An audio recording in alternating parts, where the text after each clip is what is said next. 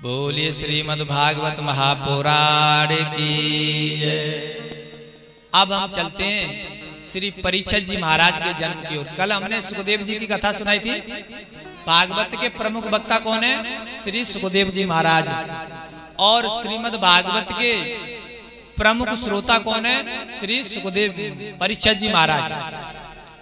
तो परीक्षित जी महाराज के जन्म की कथा श्रवण करते हैं, फिर उसके बाद समझेंगे परीक्षित जी श्रोता कैसे बने। अश्वत्थामा ने एक विधवा के गर्भ को नष्ट करने के लिए ब्रह्मास्त्र छोड़ दिया, और उस विधवा नारी का नाम था उत्तरा, जो अभिमन्यु की पत्नी थी और महाराज अर्जुन की पुत्र वधू थी। ब्रह्मास्त्र क्यों छोड़ा? पांडवों के वंश का नाश करने के लिए। पांडव उसे बचाने आए, भीम युधिष्ठिर ब्रह्मास्त्र से, लेकिन भैया उत्तरा ने कह दिया आप मुझे नहीं बचाओगे, मैं उसकी भक्ति करती हूँ, अगर बाय बचानी होंगी तो वो मुझे बचावेगो, अगर बाय ना बचानी तो मुझे आप मत बचाओ। पाहे पाहे महायोगेन देव देव जगत पते, पाहे पाहे महायोगेन नान्यम त्वद भयम पश्ये यत्र मृत्युः परस्परम। हे भगवान, इस भय से बचाने वाला संसार में तुम्हारे अलावा मेरा कोई नहीं है। और भैया जब ऐसी वृत्ति जीवन में आ जाए तो फिर परमात्मा राजी राजी गैर राजी हमारी रक्षा करता है। उस विधवा ने भगवान से प्रार्थना करी है, ओ बनवारी रे जीने का सहारा तेरा नाम रे, मुझे दुनिया वालों से क्या काम रे। बनवारी रे जीने का सहारा तेरा नाम रे, मुझे दुनिया वालों से क्या काम रे।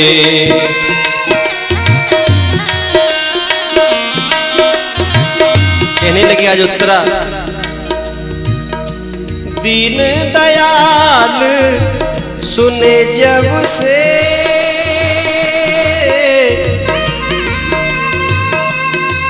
मेरे मन में कछु ऐसी चाह बसी है,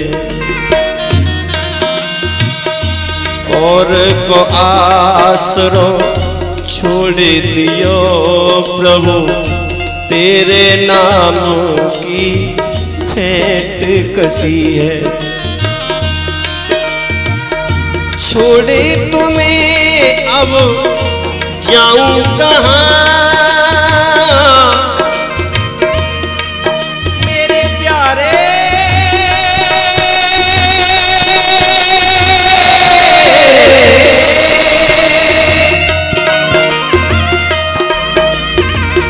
छोड़े तुम्हें अब जाऊं कहाँ, जैसे जग के जाल में मीन फंसी है, तारो न तारो हमारे प्रभु जामे, मेरी हंसी ना तुम्हारी हंसी है। बनवारी रे जीने का सहारा तेरा नाम रे, मुझे दुनिया वालों से क्या काम रे। झूठी माया झूठी काया झूठा सांस का आना जाना, झूठी है ये माया। झूठा श्वास का आना जाना, झूठी है ये काया। प्यारे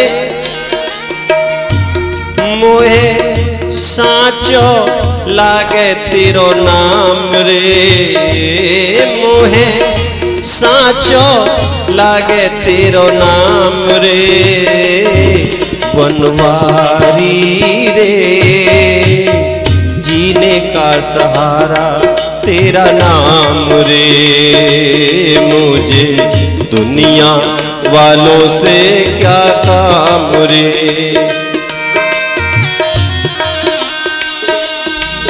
मुख सूख गया यदि रोते हुए,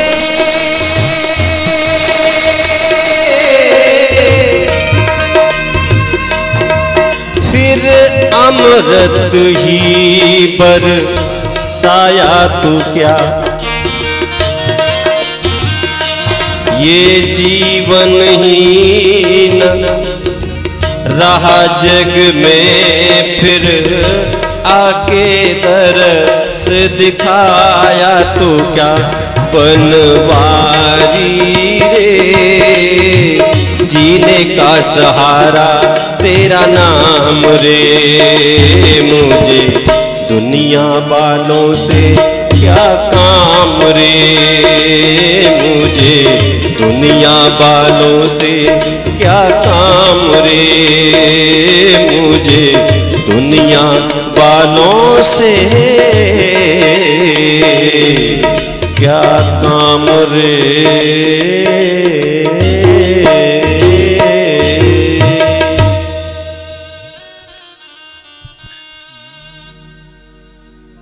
वो विधवा नारी भगवान से प्रार्थना करती है, केशव आपके अलावा इस संसार में इस भय से बचाने वाला मेरा कोई नहीं है। तो परमात्मा तो परम कृपालु है। अंगूठे के बराबर माता उत्तरा के गर्भ में प्रवेश कर गया और जो आग का गोला छोड़ा था अश्वत्थामा ने, उस आग के गोले को लगातार ठंडा कर रहा है। और माता उत्तरा के गर्भ में जो बालक है वो देख रहा है, एक सामरा सलोना सा बालक, अलौकिक तेज है। एक तरफ मेरी तरफ आग का गोला आ रहा है, ये मुझे जला रहा है, और ये सामरा सलोना बालक उस आग के गोले को लगातार ठंडा कर रहा है। उत्तरा जी के गर्भ में कौन है? परीक्षित जी महाराज। भक्त और भगवान दोनों गर्भ में एक दूसरे को देख रहे हैं। भैया इस संसार में आपने ये तो सुना होगा कि किसी माता ने अपने गर्भ में भक्त को रखा, किसी माता ने अपने गर्भ में भगवान को रखा। जैसे कौशल्या जी ने अपने गर्भ में भगवान को रखा था, देवकी माता ने अपने गर्भ में भगवान को रखा था, और किसी माता ने अपने गर्भ में भक्तों को रखा है। जैसे माता सुनीति ने ध्रुव जी को रखा है, माता कयादु ने प्रहलाद जी को गर्भ में रखा है। लेकिन माता उत्तरा दुनिया की ऐसी पहली माँ है जिसने भक्त और भगवान दोनों को एक साथ अपने गर्भ में धारण किया। परीक्षित जी महाराज ने गर्भ में भगवान के दर्शन किए हैं। इस प्रकार उत्तरा के गर्भ की रक्षा की तो कुंती भगवान के चरणों में गिर पड़ी और बार बार आंखों से अश्रुपात हो रहा है। भगवान के विधेयस्तुते करो तुम्हारी। भगवान आपका इतना कर्ज है हमारे ऊपर कि हम उसे गिना नहीं सकते हैं।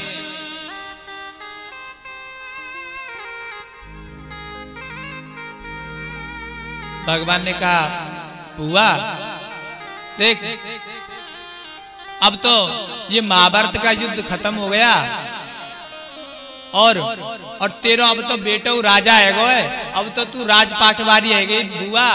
अब तो तू सदा सुख भोगेगी हैं। अब तो तेरे पे कोई संकट ना है, अब तो तू वो जावे की आज्ञा दे, अब मैं द्वारका चलूं, फिर आगे कोई दुख आवे तो वो याद करियो। भगवान से कुंती जी ने कहा, भगवान आप मुझे बुआ कह करके ऐसी बाणी में मत फंसाइए, मुझे पता है आप मेरे भतीजे नहीं हो, आप तो साक्षात नारायण हो। और भगवान आप जाने की कह रहे हो, अरे ऐसे सुख को हम अचार डालेंगे जहां सुखे देख भी बारे हमारे परमात्मा नहीं है। जैसे हमारे जीवन में कोई सुख का अवसर आए और उस सुख के अवसर को देखकर जो खुशी होता है सबसे ज्यादा, और वही व्यक्ति वहां पर उपस्थित नहीं हो तो हम क्या कहते हैं, आज ऐसे मौके पे हमारे वो मत, तो आज ऐसे मौके पे हमारे वो होते कितना अच्छा लगता। यही बात तो माता कुंती कहती, भगवान आप भले ही राजपाट दे के जा रहे हो, लेकिन आप तो यहाँ से जा रहे हो, जब आप हमारे सुख को देखने वाले नहीं हो तो इन सुखों का हम क्या अचार डालेंगे, ओढ़ेंगे, बेचाएंगे, क्या करेंगे। भगवान अरे हमें तो ऐसे दुख प्रिय हैं जिनमें आप रहते हैं, हम पे जब जब संकट आए तब तब आपने हमारी रक्षा की, आप हमारे सदा संग रहे, और देखो सुख आ गया तो आप द्वारका जाने लगे। हमको ऐसे ऐसे ऐसे सुख नहीं चाहिए। संत लोग ऐसा सही कहते हैं, ए सब रामा भगत के बाधक, कहे संत तब पद अवराधक। भगवान हमें तो आप संकट दे दो, दुख दे दो, ऐसी विपत्तियां दे दो जिसमें आपका दर्शन तो होता रहे। विपद संतो न सस्वतत्र तत्र जगद गुरु, भवतु दर्शनम यत् सत्याद अपुनर्भव दर्शनम। भगवान आप हमें तो दुख दे दो, हमें ऐसे दुख प्रिय हैं जिनमें आपका दर्शन होता रहे। जैसे गोपियां कहती है ना, गोपियों के पास निमंत्रण आते थे, आप स्वर्ग में आ जाओ, वृंदावन में पढ़ियो, यहाँ तो करीले कांटे वाले वृक्ष हैं, अरे स्वर्ग में आओ वहां कल्प वृक्ष मिलेगा। तो गोपियां क्या कहती है, का बैकुंठ ले करे बा कल्प वृक्ष की छाई, हमको ढाक सुहावनो जो प्यारो होए संग माय। भगवान हमें तो आप दुख दे दो, हमें ये सुख नहीं चाहिए। देखो कुंती जी के बारे में लोग कहते हैं कि कुंती जी ने भगवान से दुख मांगा है, दुख नहीं मांगा है, और न ही कुंती जी ने भगवान से सुख मांगा है। फिर क्या मांगा है, कुंती जी ने न तो भगवान से दुख मांगा है और न भगवान से सुख मांगा है, वो तो भगवान को मांग रही हैं, भगवान तुम रहो, चाहे हमें दुख हो चाहे हम पे सुख आवे, क्योंकि भक्त तो सुख दुख का अनुभव ही नहीं करता है। के हनुमंत विपत प्रभु सोई, जब तब सुमिरन भजन न होई। भक्त को तो पता ही नहीं है क्या सुख क्या दुख, वो तो भगवान का भूखा है, उसे सुख दुख से कोई मतलब नहीं है, उसे तो दोनों प्यारे, सुख भी और दुख भी। सुख भी मुझे प्यारे हैं, दुख भी मुझे प्यारे हैं। एक बार क्या हुआ, सुख दुख में झगड़ा हो गया। परीक्षित जी महाराज, सुख दुख में क्या हो गया, झगड़ा हो गया। अब झगड़ो काई बात पे होते तुम्हें पता ही है कि तू बड़ो के मैं बड़ो। हमारे घर में काय पे लड़ाई होते हैं, देवरानी जेठानी हो, भैया भैया हो, या कोई हो, तू बड़ी क्या मैं बड़ी। तो सुख कह रहा कि मैं बड़ा हूं और दुख कहवे मैं बड़ा हूं। सुख तो कहवे मैं अच्छा हूं और दुख कहवे मैं अच्छा हूं। बड़ी परेशानी। दोनों में झगड़ा हो गया। बोले यहाँ फैसला नहीं, पिताजी के पास चलते, पिताजी से पूछेंगे। अब सुख दुख को किसने बनाया है? ब्रह्मा जी ने। ब्रह्मा जी हैं बुद्धि के देवता। अहंकार से विबोध अज मनस चेत महान। अहंकार से विबोध अज मनस चेत महान। पिताजी ये बताओ हम दोनों में कौन अच्छा है? सुख अच्छा है कि दुख अच्छा है? अब भैया बाप ते बाकी औलाद यूं कहबे पिताजी हम दोनों बालकन में कौन सो अच्छो है, तो बाप कौन सी अच्छो बतावे गो? बाप का तो दोनों ही बराबर है ना। बाप कौन सी अच्छो बतावे? ब्रह्मा जी ने कहा बेटा तुम दोनों ही अच्छे हो, सुख तुम भी अच्छे हो, दुख तुम भी अच्छे हो। नहीं नहीं नहीं, ये फैसला नहीं है पिताजी, ये तो कोई बात नहीं, ये तो आपकी ममता बोल रही है, ये न्याय नहीं बोल रहा है। अब ब्रह्मा जी बुद्धि के देवता बोले अच्छा अच्छा आप दोनों चल के दिखाओ। तो सुख से कहा तुम चलो, तो सुख गया जय गुरुदेव तक और वहां से लौट के आया। दुख से कही अब तुम चल के दिखाओ, दुख भी जय गुरुदेव तक गया और वो भी वहां से लौट के आया। हाँ हो गया, फैसला हो गया। बोले क्या? अरे सुख तुम आते हुए अच्छे लगते हो और दुख तुम जाते हुए अच्छे लगते हो। कुंती जी कहती भगवान मुझे सुख दुख नहीं चाहिए, मुझे तो आप चाहिए। भगवान ने कही ऐसा हो जाए बुआ कि सुख भी रहे और मैं भी रहूं तो। कुंती जी ने कहा ये तो और अच्छी बात है। फिर कुंती जी ने कहा भगवान आपने हमारी इतनी रक्षा करी, इतनी रक्षा करी, सुन सुत तो ही उरिन में नहीं। भगवान मैं तुम्हारा कभी कर्ज नहीं चुका सकती। भैया परमात्मा कुंती के परिवार की और कुंती की रक्षा करता है क्या? हमारी रक्षा नहीं करता, वो तो सबकी रक्षा करता है। जैसे पांडवों की रक्षा करी, लेकिन कोई तो बार रक्षा है मान तो भगवान की है और कोई भगवान के एहसान न मानते। कल्पना करो हमारा पूरा परिवार गाड़ी में बैठा हुआ है, पूरा परिवार, और सामने से एक ट्रक आ रहा है, उसका टायर बस्ट हो गया। अब हम क्या कह रहे, हे भगवान आज बचवे वाले ना है, आज तो पूरे परिवार को सुपड़ा साफ है जावे गो। तब भाई भगवान की कृपा तो एक भैंस आएगी सामने थे और हमारी चपेट को वो भैंस लेगी ट्रक के साथ और हम सेफ साइड बच गए। तब हमारे मन में क्या ख्याल आता है कि भाई आज अगर वो भैंस न होती तो हम बचने वाली नहीं थी। तो ये भैंस कौन थी भैया? तब तब धरे प्रभु विविध शरीरा। तब तब धरे प्रभु विविध शरीरा। तब तब धरे प्रभु विविध शरीरा। तब तब धरे प्रभु विविध शरीरा। तब तब धरे प्रभु विविध शरीरा। हरहि कृपा निधि सज्जन पीरा। हरहि कृपा निधि सज्जन पीरा। हरहि कृपा निधि सज्जन पीरा। कल्पना करो हम अपनी पत्नी के साथ बैठ के जा रहे हैं, जंगल में चले गए, रात आधी है और पत्नी ने सोने चांदी की चीज बत्तर पैर रखी है जो वहां के पास हट गए। अब हमें डर लग रहा है कि कहूँ जा जंगल में कोई डाकू हमें लूट नहीं ले।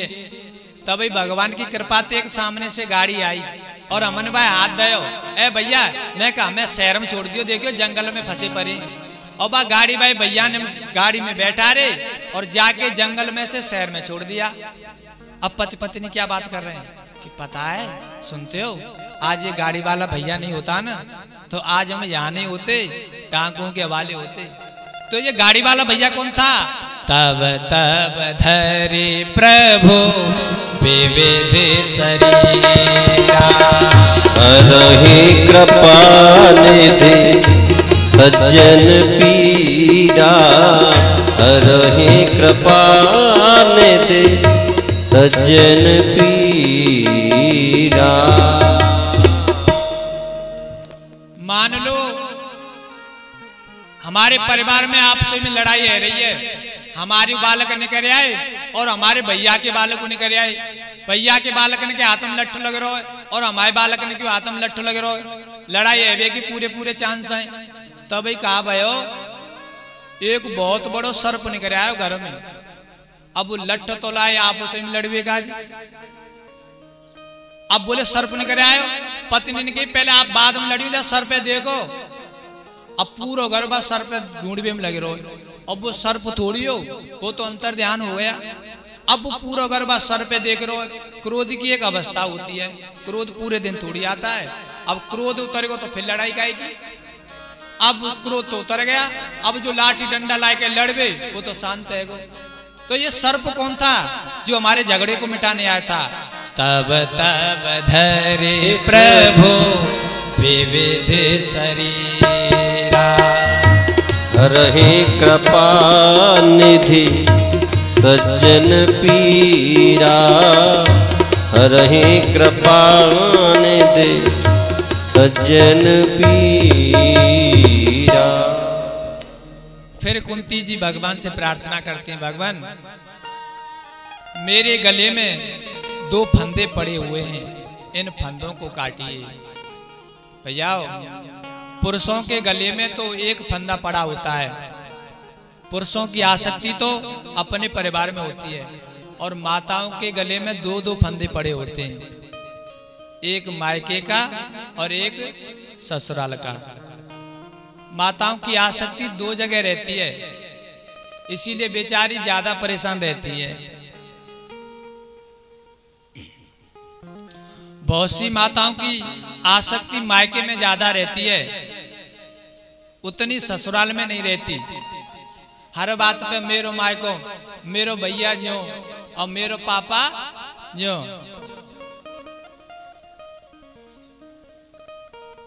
और मायके वाले पूछ भी नहीं रहे और तो बहाने ते जावेगी मैं भाभी बुला रही है, और भाभी पूछ ना रही भाई, भाभी बात पूछ ना रही और क्या कह रही मैं भाभी बुला रही है, मैं न जाऊंगी तो नाराज है जावे, बुरा मान जावेगी। अब इधर से गई पल्लंग ते लौट के आई, अब भाभी की इतनी तो हैसियत है ना भाई कछु दे दे विदा में, तो अपने पैसे ते 2 बत्ती खरीद के ले जावेगी। और फिर बाप ससुराल में गावेगी कि देखो मेरी मायके ते जी मिले हो, मैं तो भाई भाभी तो बहुत ना ही करी पर मां नहीं ना दे ये साड़ी। भैया बहुत सी माताएं तो ऐसी होती हैं, जब उनके देवर पर कोई परेशानी विघ्न बाधा कष्ट आ जाए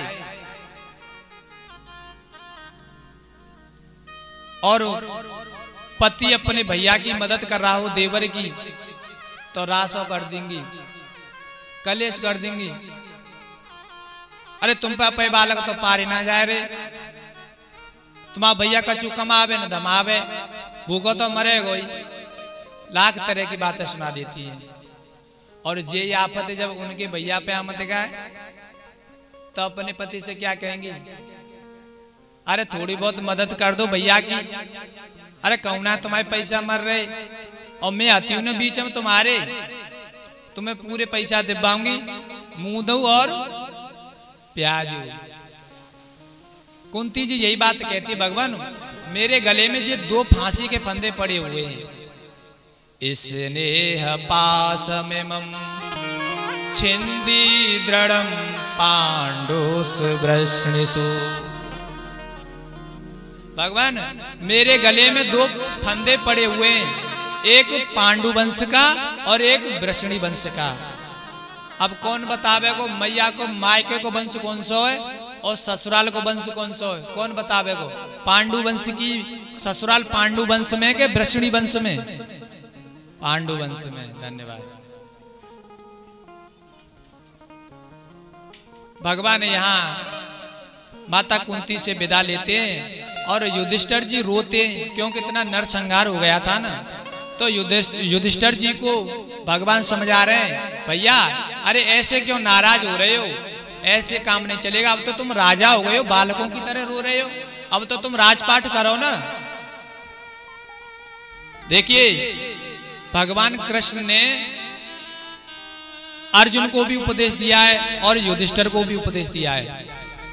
अर्जुन जी महाराज को गीता जी का उपदेश दिया है ना, तो अर्जुन तो समझ गए गीता के उपदेश को और उसका पालन करने लगे। लेकिन युधिष्ठिर जी को उपदेश दिया तो युधिष्ठिर जी उस उपदेश को ग्रहण नहीं कर रहे भगवान की को। क्यों पता है? क्योंकि अर्जुन है ना, ये भगवान को अपना सखा तो मानता ही है, साथ में भगवान को अपना गुरु भी मानता है।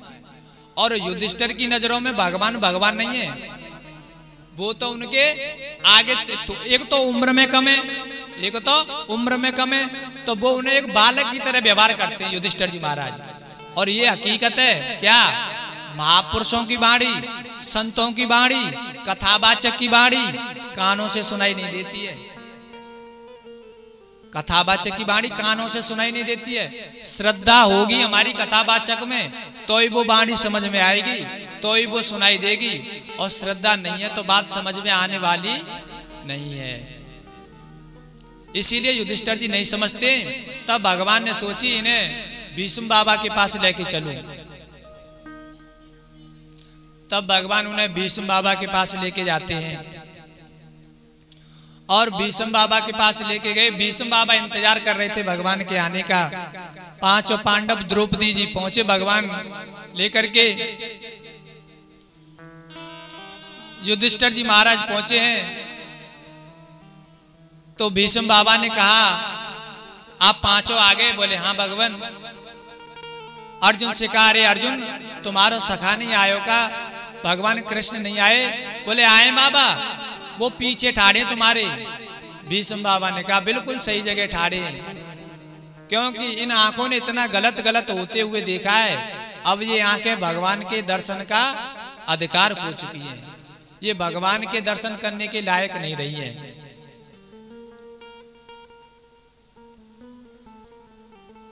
यहाँ पर युधिष्ठिर जी महाराज को भीष्म बाबा ने उपदेश दिया है, बेटा तुम राजा हो गए हो तो तुम्हें अपनी प्रजा से बहुत प्रेम करना है, और ये शरीर भोगों के लिए नहीं मिला है, इससे तुम प्रजा की जितनी सेवा कर सको उतनी सेवा करना। क्यों? तन पवित्र सेवा किए, धन पवित्र कर दान, मन पवित्र हरि भजन सो, होए त्रिविधे कल्याण। तन पवित्र होता है सेवा करने से, और धन पवित्र होता है भगवान की कथा में लगाने से, सत्संग में लगाने से। कहते नहीं है कि पानी बाड़ो नाव में, घर में बाड़ो दाम। अगर नाव में पानी ज्यादा भर जाए तो नाविक क्या करता है? वह पानी बाहर निकालता है, नहीं तो नाव डूब जावे। पानी बाड़ो नाव में, घर में बाड़ो दाम। घर में अगर पैसा की बाढ़ आ जाए तो फिर हमें क्या करें? दोनों हाथ उलीचिबो, यही सजन को काम। तुम राजा हो गए युधिष्ठिर, प्रजा की सेवा करना। और सुनो, पाप करना तो बहुत बड़ी बात है, पाप होते हुए भी मत देख लेना, ठीक है भगवान?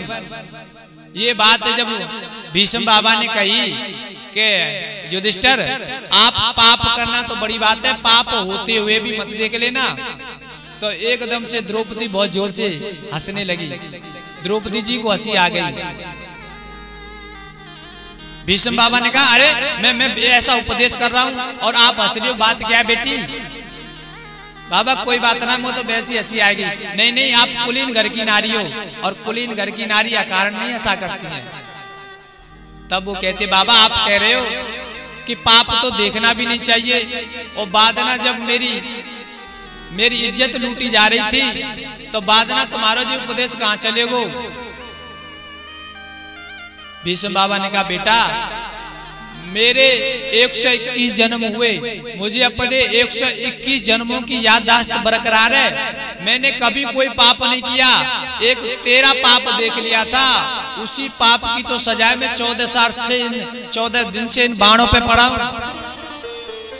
तेरे पाप की तो सजाए बेटी, मैं 14 दिन हो गए इन बाणों पे पड़े पड़े। और बेटा अगर तुम्हें लग रही है कि जऊते जे थोड़ो जे ज्यादा तो हमें दंड नहीं मिलो, तो बेटा और कोई दंड हो तो बाय बता दे, मैं बाइक सहन कर लूंगा। युधिष्ठिर जी ने डांटा द्रौपदी को, खबरदार ऐसी बातें करती हो अपने बड़े बूढ़ों से। अरे अंत समय में ऐसी बात करनी चाहिए हैं? इनका अंत समय ऐसी बात नहीं करनी चाहिए। द्रौपदी जी ने क्षमा मांगी, बाबा मेरी गलती माफ करो। भैया हम लोग भी तो द्रौपदी से कम नहीं है, हम भी तो द्रौपदी की तरह गलती करते हैं। अंत समय पे अपने बड़े बूढ़ों से कैसी कैसी कड़वी बातें बोलते हैं। हमारे बड़े बूढ़े उन्हीं कड़वी बातों को सोचते सोचते मर जाते हैं। हम लोग क्या कहते हैं, अरे देखो इतनो इलाज में पैसा लगायो और नेक तुम्हें आराम मिलेगा, टांग उठा के चल दे घूमे। जब सब पैसा तुम भी लगा देगा, जो पेड़ पे ते टपके रोएगो, घर में ना रह जा तुम हैं, सब पैसा तुम्हें ये दे दी, जो घर के खर्चा तो चलने ना है। तो भैया हमें अपने बड़े बूढ़ों को, द्रौपदी की ये कथा यही शिक्षा देती है, अंत समय में अपने बड़े बूढ़ों को ऐसी बात नहीं कहें। भीष्म बाबा ने कहा, युधिष्ठिर अब तुम साइड में हो जाओ, मेरा अंत समय मैं भगवान से 2-4 बातें कर लूं। भीष्म बाबा ने कहा, भगवान रणांगण का मुझे वो दृश्य याद आ रहा है जब आपने प्रतिज्ञा की थी कि मैं महाभारत के युद्ध में शस्त्र नहीं उठाऊंगा, और मैंने प्रतिज्ञा की थी कि यदि भगवान कृष्ण को मैंने शस्त्र नहीं उठवा दिया तो मैं भी शांतनु का बेटा भीष्म नहीं हूं। भगवान आप मेरी तरफ रथ का पहिया लेकर के आ रहे थे, तो आप मुझे मारना थोड़ी चाहते थे। मुझे ध्यान है आपका एक पैर आगे था, एक पैर पीछे था, पीतांबर लहरा रहा था और आपके हाथ में पहिया था रथ का, तो आप मुझे मारने थोड़ी आ रहे थे। अरे मारना होता तो आप पहिए से थोड़ी मारते हैं, आप तो अपने सुदर्शन चक्र से मारते हैं। भगवान आपने जब रथ का पहिया उठाया था तो संसार की नजरों में भले ही मैं जीत गया, लेकिन बाहर से तो भगवान लगता था मैं हार गया हूं। लेकिन आपने जब ये पहिया उठाया था ना, तो अंदर से भगवान मैं जीत गया और आप हार गए। आपने मेरे दिल को जीत लिया था। अपना माने टले टल जाए,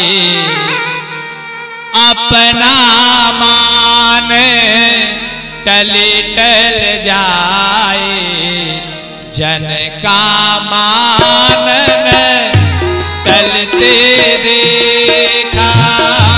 अपना मान टले टल जाए, अपना मान टले टल जाए, पर भगत का मान टलते देखा, भगत का मान टलते देखा।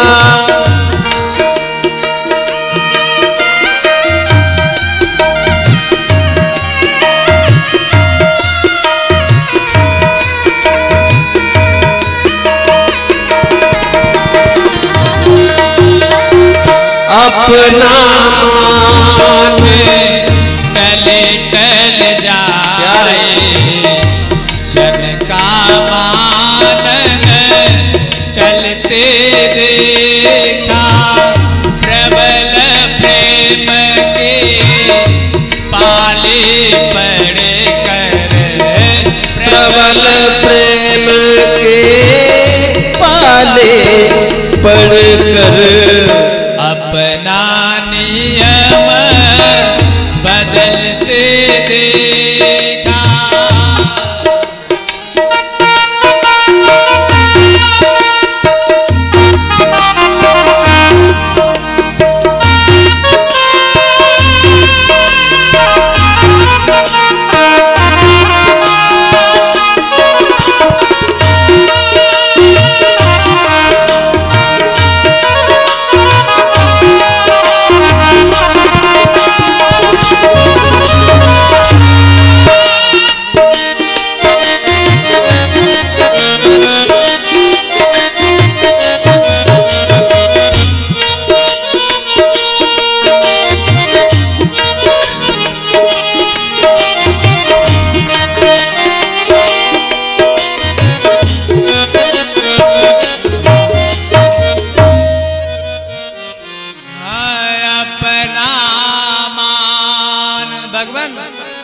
मेरी समझ में आ गया था, आप मेरे व्रत को रखने के लिए अपने व्रत को तोड़ देते हैं।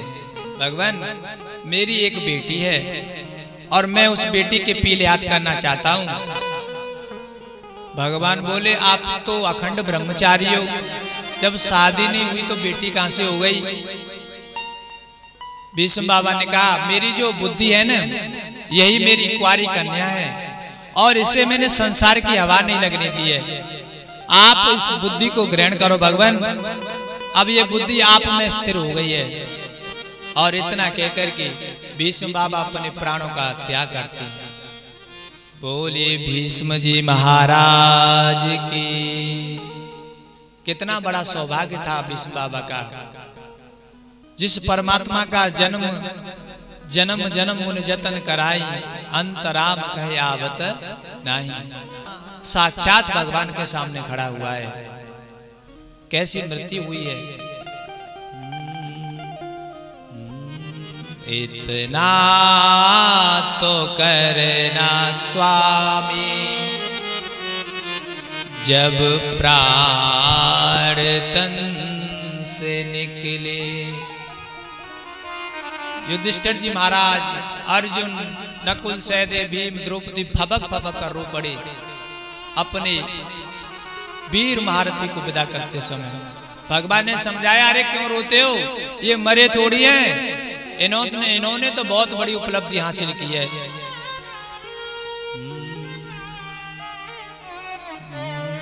इतना तो करना स्वामी, जब प्राण तन से निकले।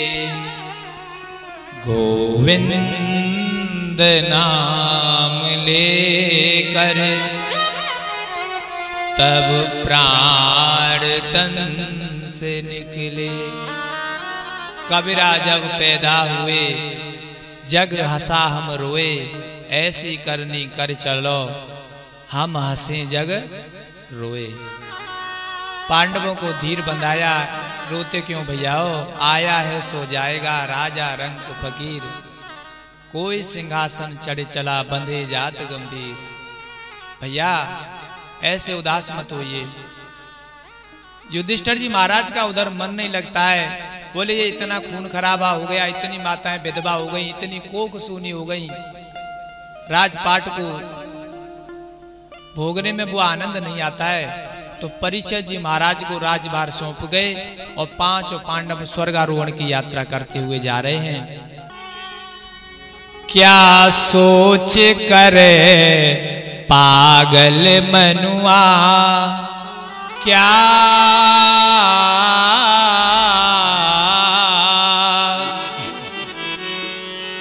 क्या सोच करे पागल मनुआ, जो बीत गया सो बीत गया। क्या सोच करे पागल मनवा, क्या सोच करे पागल मनवा, जो बीत गया सो बीत गया।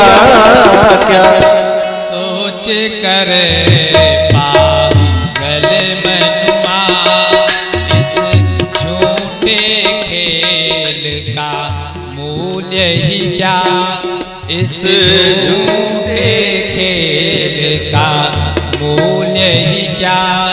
कोई हार गया, कोई जीत गया। क्या सोच करे पागल मनवा।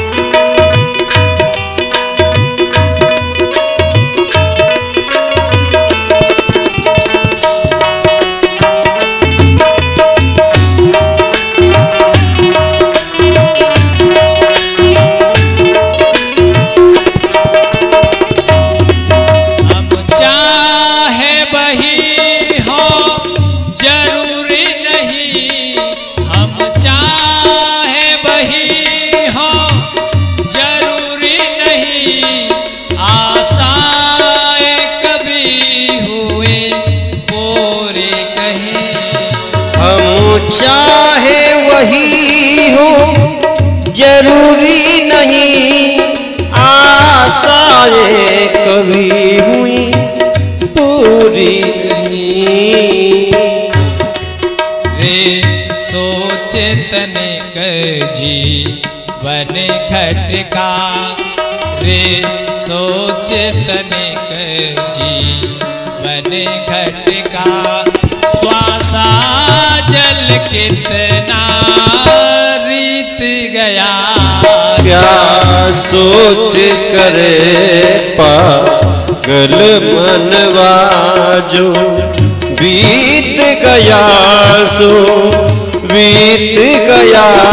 क्या सोच करे पागल मनवा।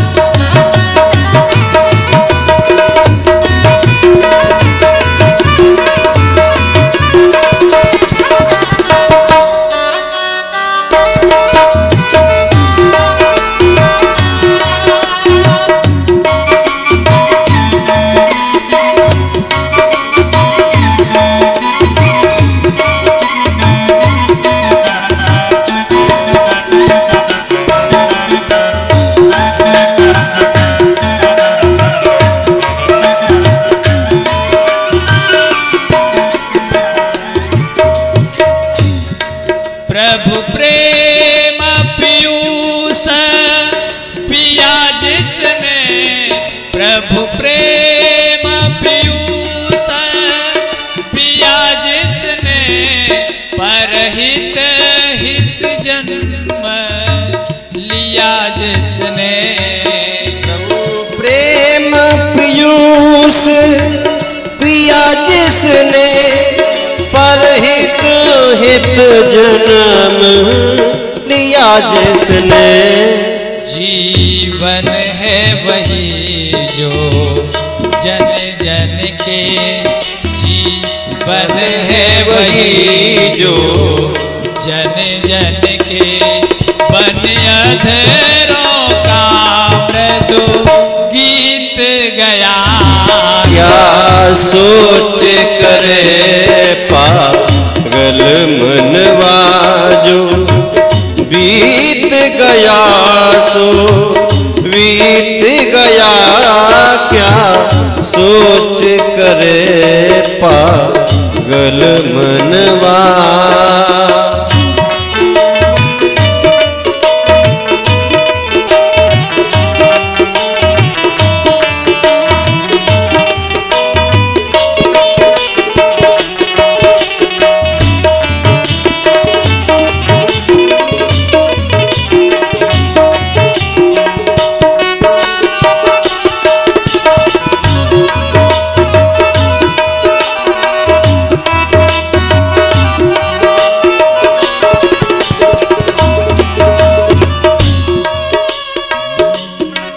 जब सूर्य सा साथी मिलता है, जब सूर्य सा साथी मिलता है, राजेश कमल तब खिलता है। जब सूर्य सा साथी मिलता है, राजेश कमल तब खिलता है। हर सांझ को कहता है पंकज, हर साज को कहता है पंकज। अब कैसे खिले जब मीत गया। क्या सोच करे पागल मनवा, जो बीत गया सो बीत गया। क्या सोच करे पागल मनवा, जो बीत गया सो बीत गया। क्या सोच करे पागल मनवा।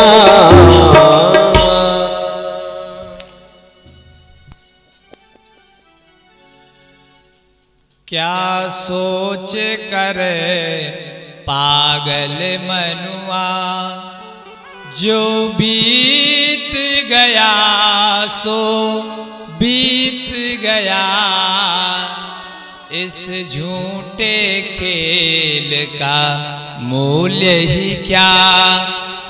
कोई हार गया कोई जीत गया, क्या सोच करे पागल मनुआ। पांचों पांडव स्वर्गारोहण को प्राप्त होते हैं। परीक्षित जी को राजा बनाया। एक दिन की बात, परीक्षित जी जंगल में जाते हैं और उन्होंने देखा एक काला पुरुष किसी बैल को मार रहा है।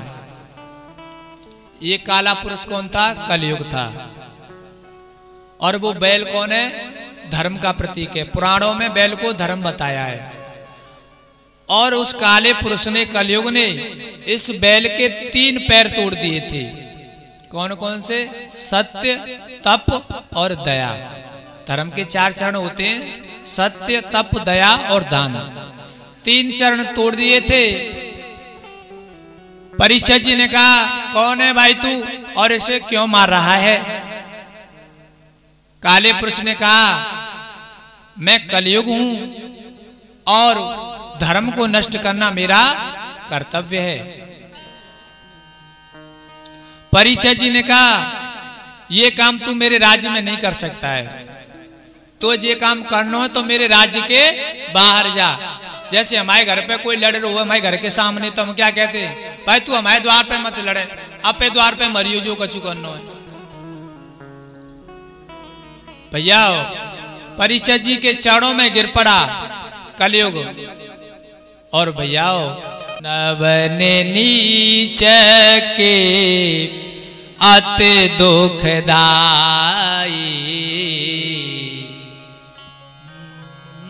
नवने नीच के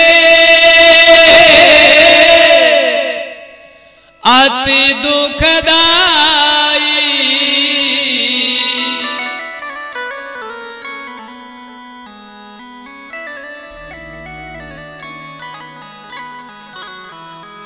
जिमे अंकुश धनु उरग बिलाई।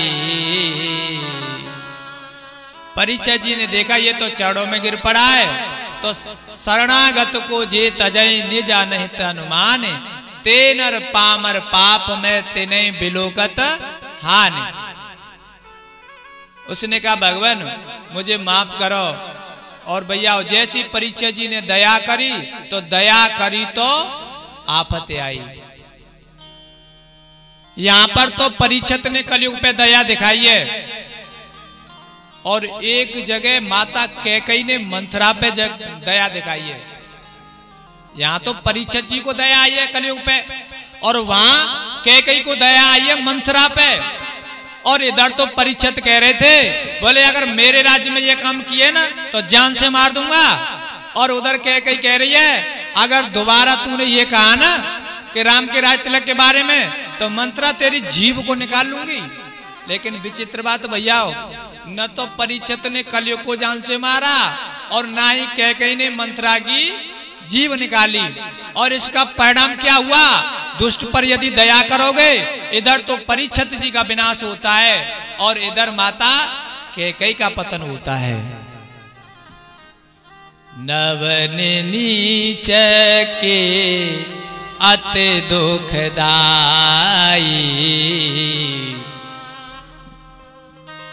क्या चाहता है भाई तू? भगवान आप राजा हो, मुझे अपने राज्य में रख लो। बोले तो में कोई गुण हो तो बता, रखूं अपने राज्य में? कोई तेरे अंदर विशेषता है? बोले है भगवान। क्या? तो कलयुग कहता है, भगवान कल युग केवल हरि गुण गाहा, गावत नर पावै भव था। भगवान मेरे अंदर ये विशेषता है, कृतयुग त्रेता द्वापर पूजा मख और जोग, भगवान के नाम को जप के लोगों का उद्धार हो जाएगा। बोले ये तो इसमें बहुत अच्छी विशेषता है। बोले और कोई विशेषता है? बोले है भगवान। कौन सी? कले कर एक, पहले सोच लेंदे हो मुझे, मैं बताऊं कि ना बताऊं, जा बात है। ऐसा नहीं हो कोई कोई गोली साइड इफेक्ट कर जाते हैं ना, कोई कोई गोली साइड इफेक्ट कर जाते हैं। बताऊं कि ना बताऊं? है कल कहता है भगवान दूसरी विशेषता है मेरे अंदर, कल कर एक पुनीत प्रतापा, मानस पुण्य होए नहीं पापा। भगवान मेरे अंदर विशेषता है, कलयुग में मानस पुण्य तो होंगे लेकिन मानसिक पाप नहीं होंगे। एक लोभी व्यक्ति था, लोभी। अब वो भगवान की पूजा करना चाहता था। अब वो जा चक्कर में रह के कोई वो ऐसी विधि पता चले कि जा में जो कहमत कहे, कैसे कहता है कि एक कहावत कैसे है कि हरद लगे न फिटिगिरी और रंग चोखो है जाए। बोले मैं भगवान की पूजा कर लूं और जेऊ न खर्चो है वे। भाई लोभी जो रोटी खुदे तो चुप परे खाना, भगवान का घी को दीपक क्या जलावे? लोभी स्वयं जब चुपरी रोटी ना खा सके तो वो भगवान का घी को दीपक जला दो कबू कबू नहीं जलावे। तो बा एक संतन बताए तुम मानसिक पूजा किया करो, मानस पुण्य होए नहीं पापा। आप मानसिक पूजा किया करो। बोले ये क्या होती है? बोले ये ऐसी होती है कि जैसे हम बैठ गए सामने और हम सोच रहे हैं कि हे भगवान जैसी कथा सिकरवार साहब करा रहे हैं ऐसा अवसर मुँह मिले और म्यू कराऊं। अब ये तो बेचारे पैसा लगा रहे हैं और हम क्या सोच रहे हैं पे अंदर ऐसी कथा म्यू कराऊं। तो इतना ही फल हमें सोचने से कलयुग में मिल जाता है। ऐसे आप अच्छी अच्छी बातें सोचा करो भगवान के बारे में, तो ये मानसिक पूजा हो जाएगी। लो भी बड़ा प्रसन्न हुआ, भाई ऐसी औषधि मिल गई। अब तो बैठ गो, अब काय को पानी के दूध की खीर बन रही है, अब तो बैठ गो आंखें बंद करके निपनिया दूध की खीर बन रही है। अब काय मखाने 50 ग्राम 100 ग्राम डर रहे हैं, अब तो किलो 2 किलो में बात है रही है। काजू पिस्ता किलो 2 किलो में गिर रहे हैं। अब बाम पस्स भरी की चीनी डालवे बारो, एक पस्सा तो डाल दे लोभी ने। अब लोभी था ना, तो जैसे दूसरी पस्सा डालवे बारो खीर में, बोले कल काम आवेगी।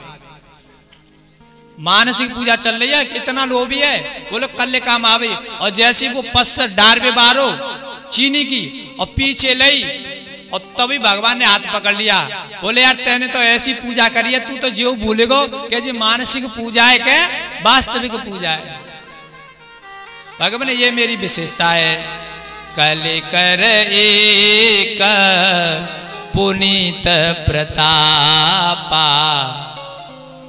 जो बात मैं आपसे छिपा के रख रहा था वो ये थी कि हम काऊ को बुरा सोचे न कलयुग में, कि ये कहता है कि दुनिया को वो बुरा सोचे तो जाव जेते भाई घर में बुरो हैरो है। ये कलयुग में ऐसा कुछ नहीं है।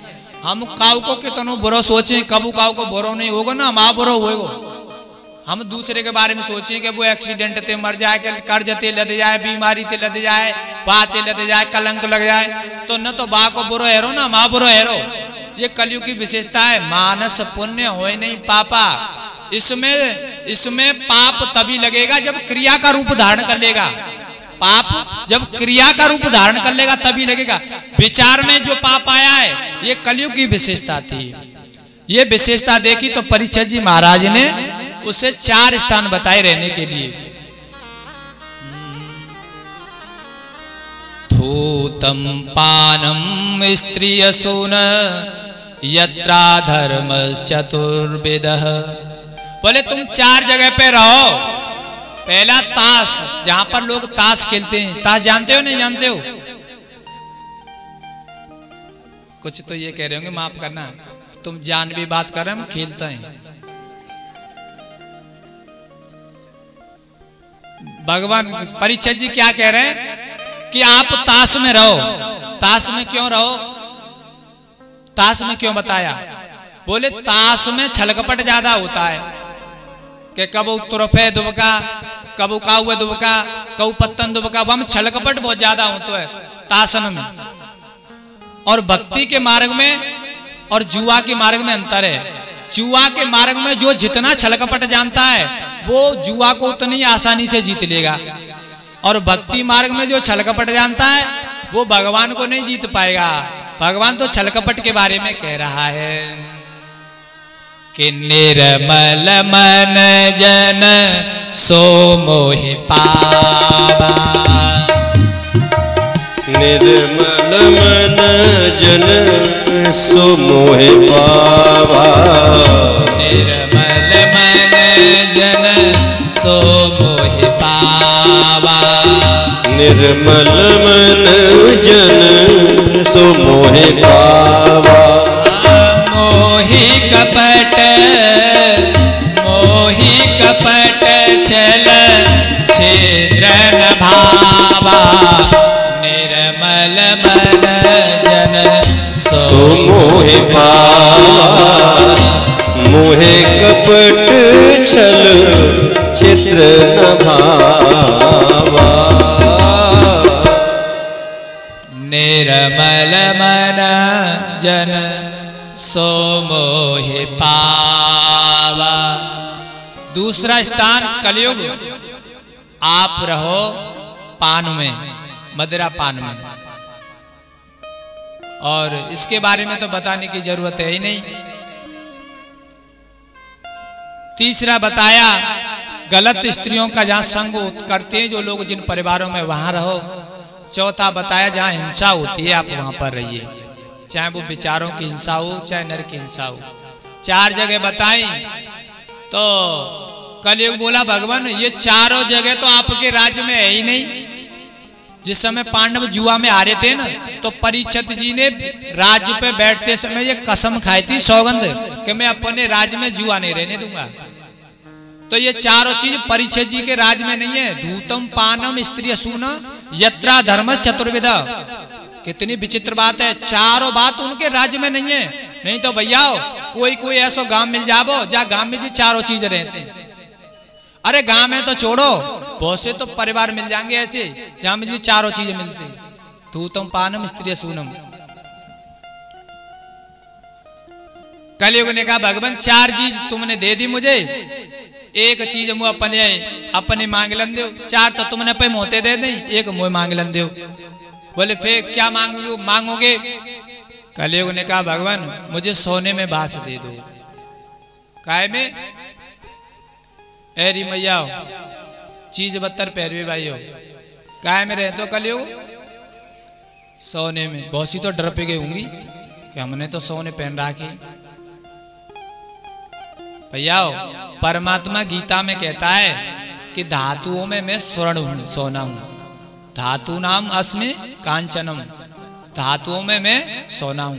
और भगवान का एक नाम हिरण्यगर्भ भी है, यानी जिसके पेट में सोना है, ऐसे हिरण्यगर्भ भगवान। तो परीक्षित जी किस सोने की बात कर रहे हैं? सोना दो तरीके का होता है, कमाई दो तरीके की, एक तो खून खराबे की और एक खून पसीने की कमाई। तो जो खून खराबे का सोना है उस सोने में कलयुग रहता है, और जो खून पसीने का है उसमें कलयुग नहीं रहता है, उसमें परमात्मा का वास होता है। परीक्षित जी महाराज के मुकुट जो पहन रखा था ना सोने का, वो खून खराबे का था। वो किसका था? जरासंध का, जो भीम ने मारा था।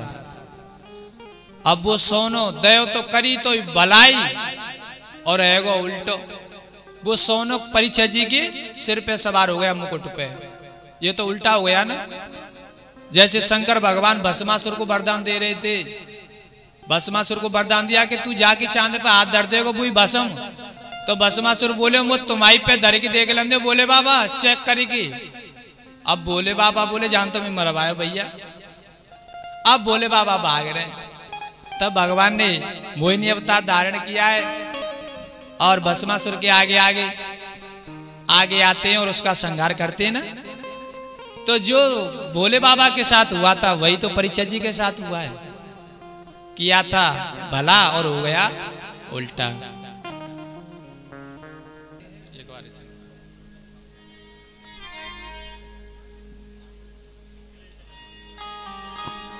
हरे रामा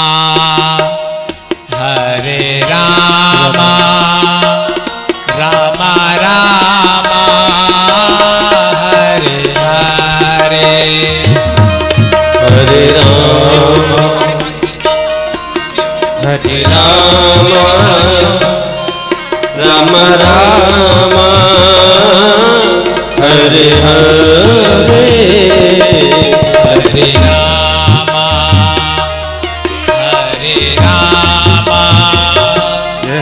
राम रामा हरे हरे, हरे रामा राम रामा हरे हरे, हरे कृष्णा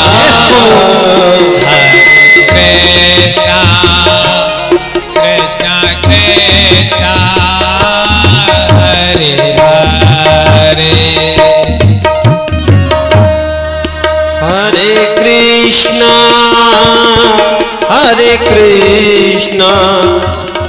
कृष्णा कृष्णा हरे हरे, हरे राम राम राम हरे हरे,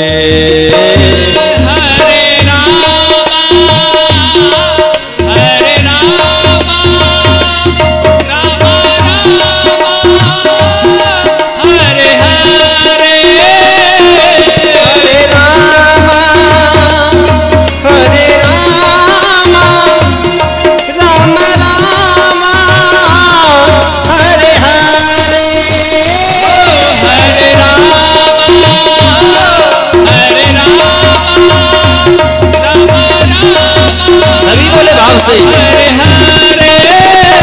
कृष्णा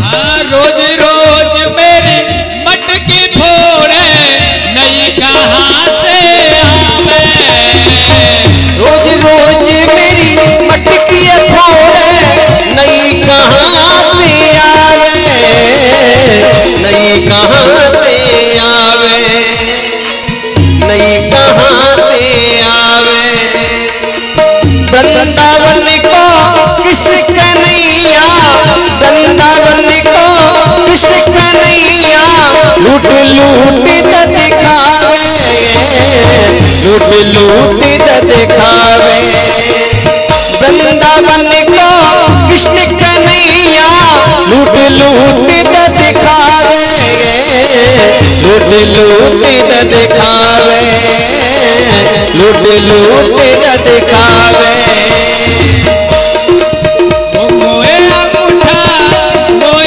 मोए अंगूठा दिखाई रस ले गयो काना बंसी वारो काना बंसी वारो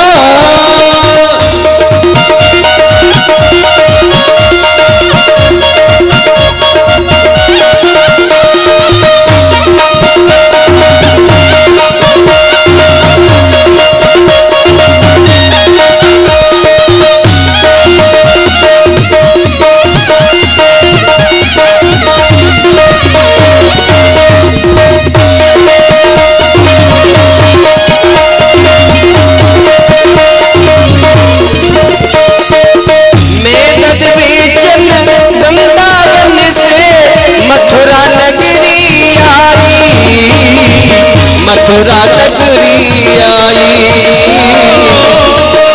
मथुरा नगरी आई मैं दंत बेचन वृंदावन से मथुरा नगरी आई मथुरा नगरी आई मथुरा नगरी आई जाके ऊधम देख देख के जाके ऊधम देख देख के जान आफत में आई जान आफत में आई जान आफत में आई मोहे अंगूठा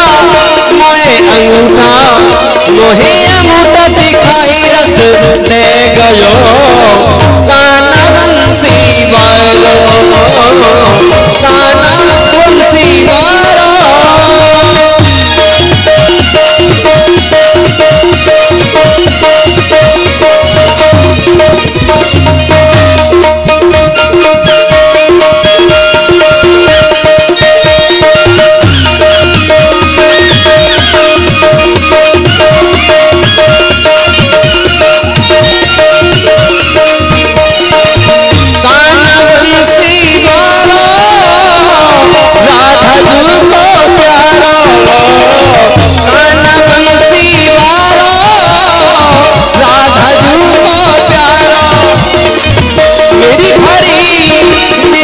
मेरी भरी मटकिया ले गयो काना बंसी वारो काना बंसी वारो काना बंसी वारो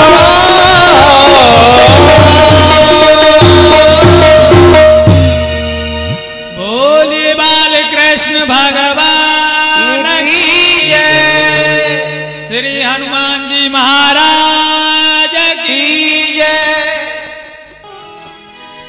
श्री बांके बिहारी तेरी आरती गाऊं बांके बिहारी तेरी आरती गाऊं प्यारे तुमको रिझाऊं आरती गाऊं प्यारे तुमको रिझाऊं श्री रमण बिहारी तेरी आरती गाऊं श्री बांके बिहारी तेरी आरती गाऊं मोर मुकुट तेरे शीश पे सोहे प्यारी बंसी काना मेरा मन मोहे जा बंसी पे पल हारी में जाऊं श्री बांके बिहारी तेरी आरती गाऊं चरणों से देख ली है गंगा प्यारी चरणों से निकली है गंगा प्यारी जिसने सारी दुनिया तारी जिसने सारी दुनिया तारी उन चरणों दर्शन पाऊं श्री माँ के बिहारी तेरी आरती गाऊं।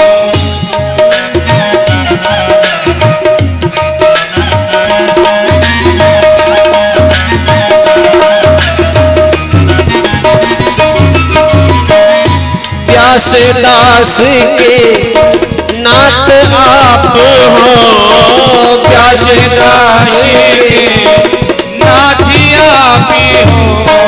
सुख दुख जीवन प्यारे साथ आप हो, सुख दुख जीवन प्यारे साथी आप हो। अपनो सर्वस तो पे लुटाऊं श्री माँ के बिहारी तेरी आरती गाऊं।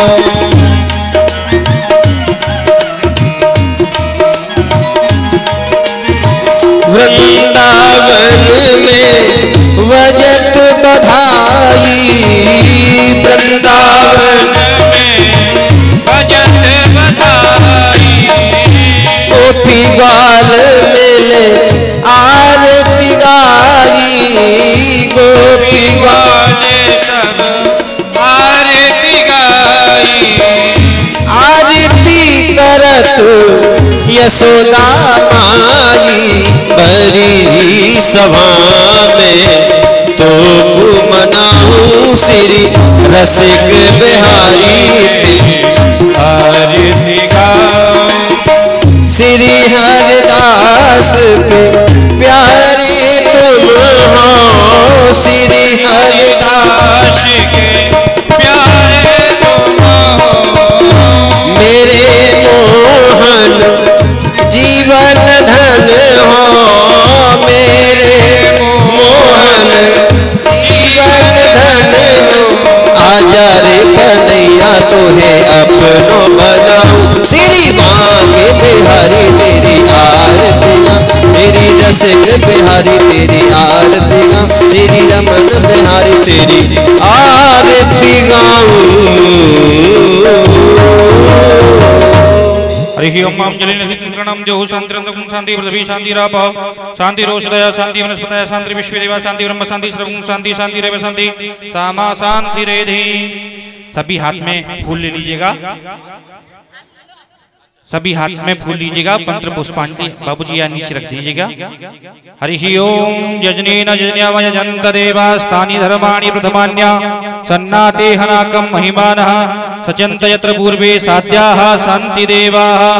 हरि ओम एकदन्ताय विद्महे वक्रतुण्डाय धीमहि तन्नो दन्ते प्रचोदयात्। हरि ओम कात्यायन्यै च विद्महे कन्याकुमारी च धीमहि तन्नो दुर्गा प्रचोदयात्। सेवन्त कामकुल चम्पकपाटलब्जै पुन्नागजातिकरवीररसाल पुष्पै बिलव प्रबाल तुलसी दलमञ्जरीवेस्तां पूजयामि जगदीश्वर मे प्रसीद। नाना सुगंध पुष्पाणि यथा कालोद्भवानि च पुष्पांजलिर्मया दत्ता गणा परमेश्वर संगाय सपरिवाराय सर्वाभि देवताभ्यो नमः। मंत्र पुष्पांजलिं समर्पयामि। बोलिए भागवत महापुराण की आज के आनंद की, हनुमान जी महाराज की जय, सदगुरुदेव भगवान की जय, राधा रानी सरकार की जय, जमुना महारानी की जय, गंगा महारानी की जय, अपने अपने माता पिता की जय, अपने अपने गुरुदेव भगवान की जय। जय जय श्री राधे, जय जय श्री राधे, जय जय श्री राधे। ओम नमः पार्वती पतये हर हर महादेव।